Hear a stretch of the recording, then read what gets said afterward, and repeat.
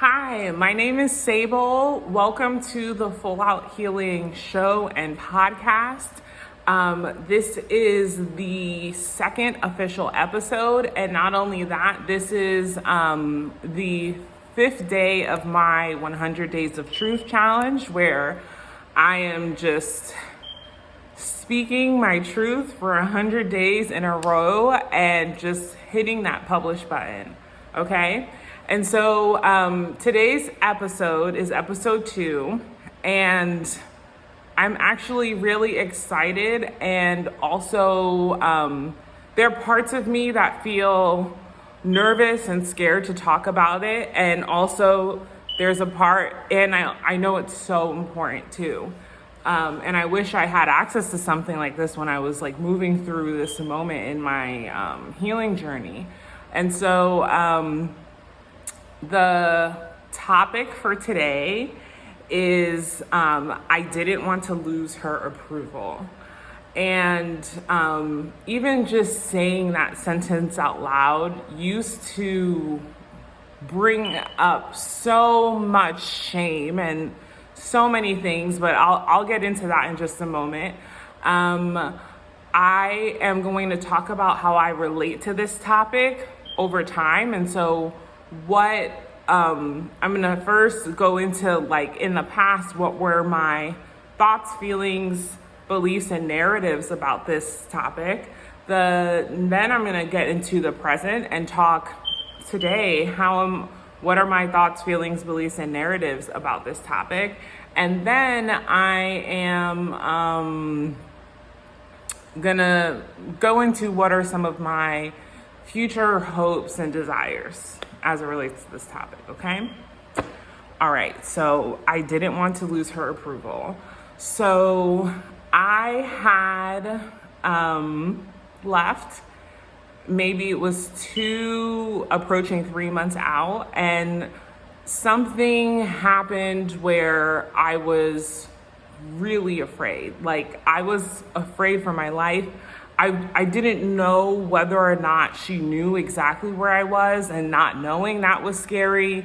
But I also knew that where I was at the time wouldn't be hard to get to. And so I accepted that I felt unsafe. Like, that was very real for me. And based off of the options I had access to at the time, I understood what I needed to do to feel safe. And I knew it wouldn't be a solution, but this is when I was grappling with the idea of, basically getting an order of protection. And at the same time, I didn't want to do that. And I knew at the time, I judged myself for not wanting to do it. Like, I thought, oh my gosh, like, you're so, like, dumb for thinking about how this person's gonna feel and, like, caring about all these things. But I did. I genuinely feared. One of the reasons why I didn't want to do it is because despite feeling so unsafe, I feared losing her approval, which for whatever reason, that felt like the thing that would cause that to happen. I felt like I was officially disposed of, and I felt like mountains and mountains of shame for caring. Like, I knew that this was not logical. I knew that it didn't make sense, but I felt all those feelings, and then I had shame for feeling all those feelings. Not only that, like, the narrative that was true for me at the time was, in my mind, like, it was this action that I'm taking for my own safety. That is what would have made the relationship irredeemable. For blowing it out of proportion, for airing it out, but more importantly, for altering what people would think of her. And I also There was a part of me that also at the time believed that this action, and honestly anything that I did, would have harmed her. Like, I didn't want to hurt her. I didn't want to harm her. I also felt like with this action, getting an order of protection, it made me complicit in the system, in the criminal justice system, and not only that, this sounds extreme, but I felt like, just for even entertaining this choice, despite how I felt like that would have made me just like Carolyn Bryant. And for those of y'all who don't know, Carolyn Bryant is the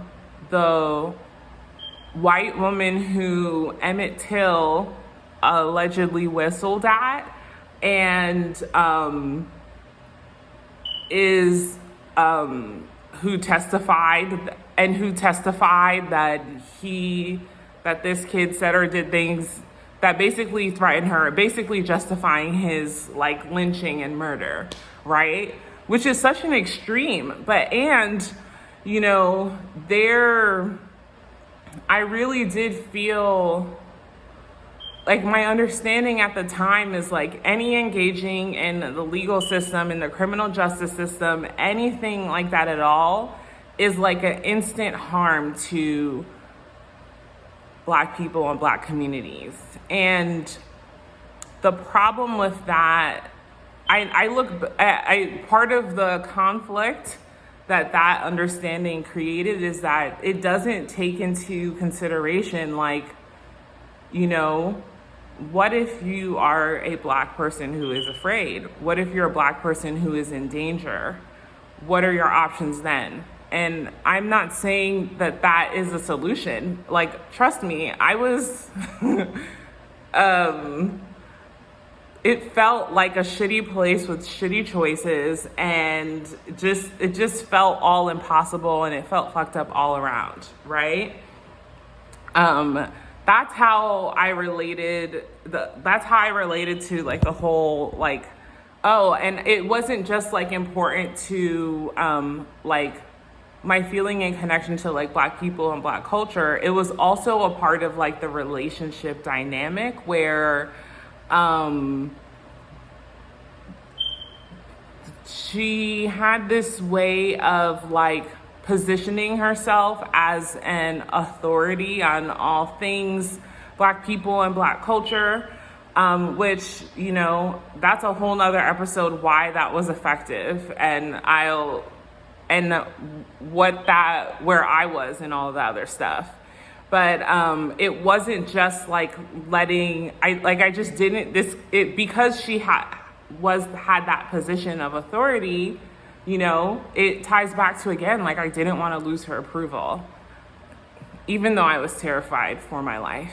And I just felt so much shame for literally having my safety is on the table and at question, and I'm still holding this feeling. And so in the present tense, today, now I understand that I grappled with and made a brave choice to prioritize and really to protect myself. But that's not what the brave part was. It was, I did that while holding and acknowledging the parts of me that wanted to protect her. That wanted to protect her from, honestly, the consequences of her actions and her choices, and just the part of me that still felt emotionally attached. I think that's something that I just didn't feel any spaciousness in to want to do both, I want to protect myself, but I have these feelings, and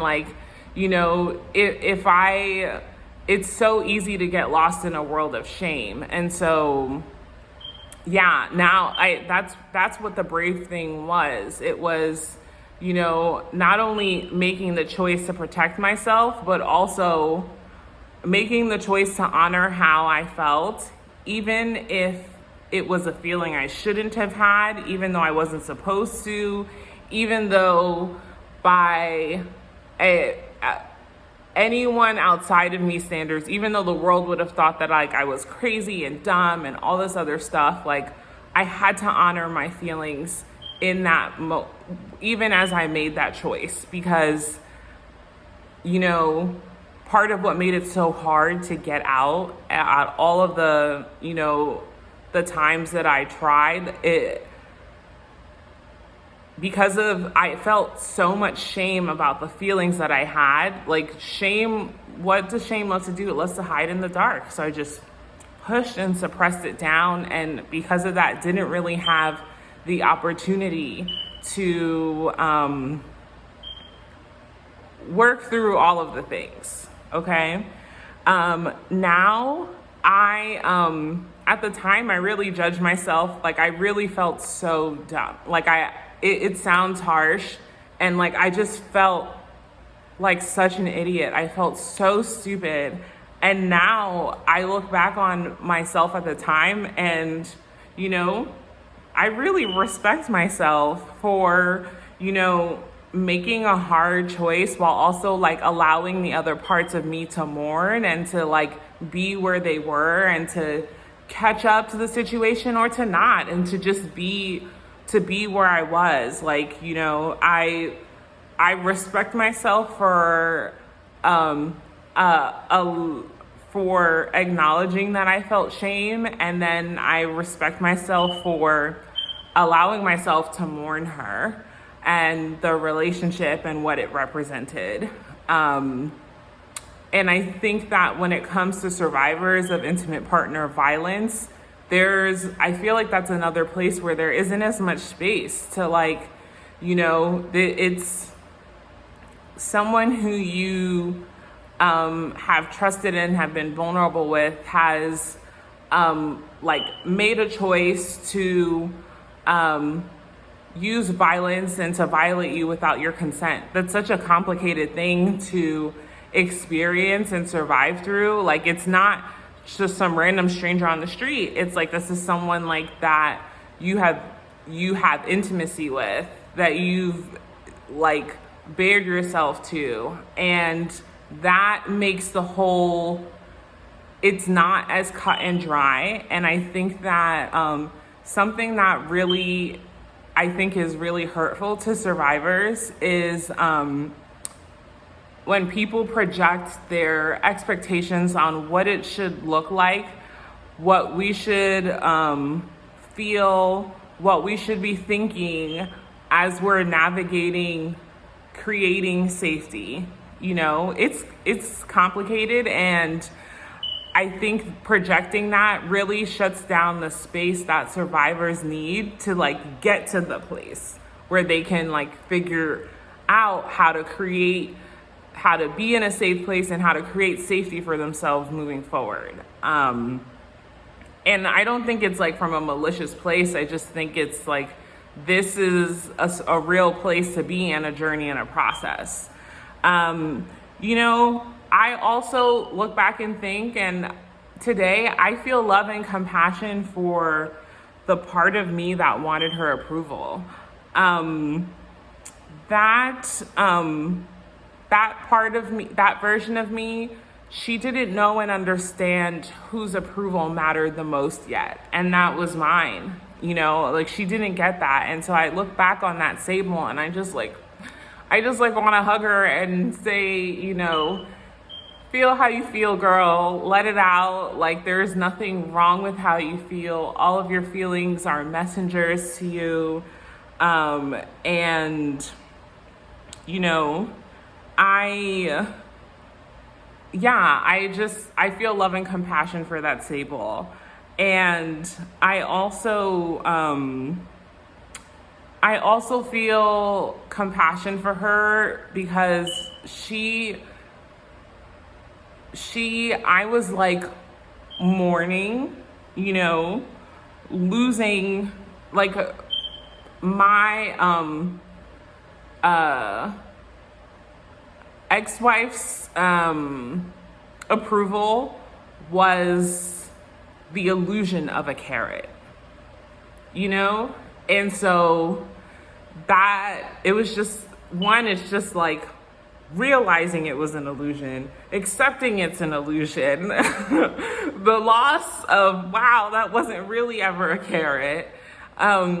It's just lots of things to work through. And I'm really proud of myself for giving myself the space to do that. Now I believe that, and I know that my approval is the only approval that matters in my life, like point blank period. And not only that being deeply connected to my worthiness and also to what I deserve is really only once I was able to explore that, discover that, build that, was I really able to sort of heal the part of me that looked for that approval outside of myself.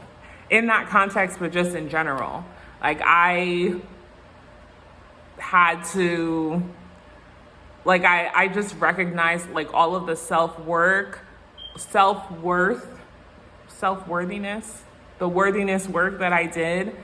And it was really only through that I was able to realize like, yeah, only my approval matters. And so for the future, my future hopes and desires, you know, if you're listening to this and you identify with any elements of what I spoke to,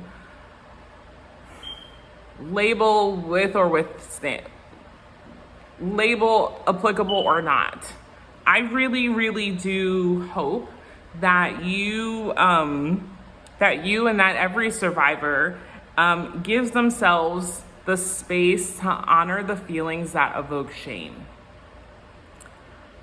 I really, really hope for that. And I really hope that you and all survivors are able to do that while in the space of creating safety for yourself. While learning how to, while continuing to make choices that create safety for you. Because that's the complicated nuance, right? There's the, oh, this is cut and dry, this is what makes you safe, but the feelings that are kind of in the yucky place don't match what society and a lot of people think.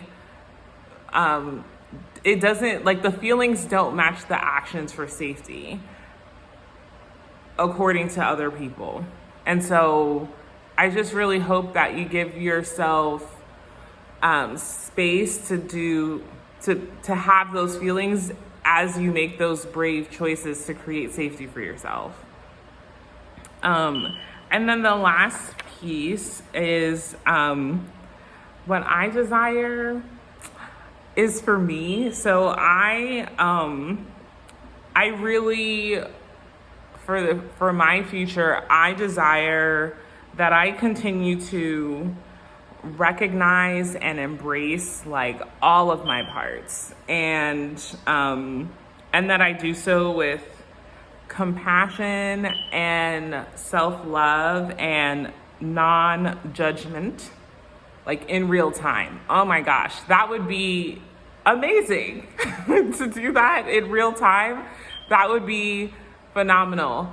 Now, you know, it used to take months to get to that place of compassion and love. And well, honestly, it took 30 some odd years the first time.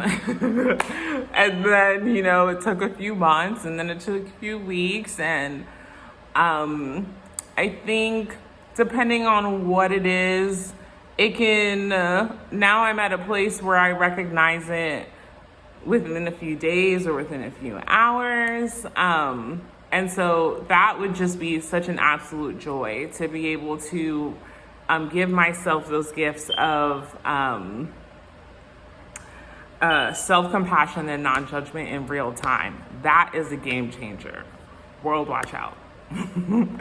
Okay, So yeah, that was the second episode of Full Out Healing. I did not want to lose her approval.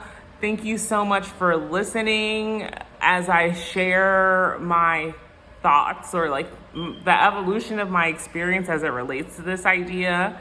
It was something that I used to feel so much shame around.